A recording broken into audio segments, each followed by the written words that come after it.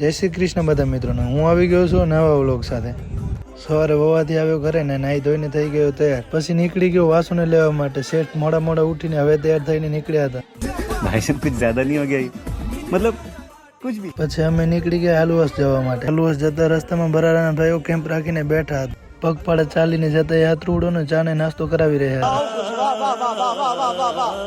પછી અમે પહોંચી ગયા હાલુવાસ. બાઇક પાર્કિંગ નીચે હતી તે બાઇક પાર્કિંગ કરીને અમે નીકળી ગયા આગળ. હાલુવાસ આવીને મહાકાળી માના દર્શન કરીને અમે પહોંચી ગયા પ્રસાદ લેવા માટે.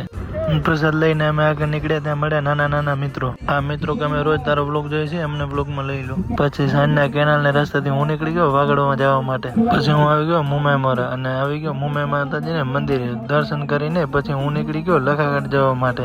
અને સાંજે 7 વાગે પછી લખાગઢ મામાની ઘરે. પછી સાંજે આવી ગયા માસીવાળા અને મામાવાળા સાથે જમવા માટે. જમીને અમે આવી ગયા. 8 નાઇટ ટુર્નામેન્ટ ચાલુ હતી ત્યાં. અહીં આજનો બ્લોગ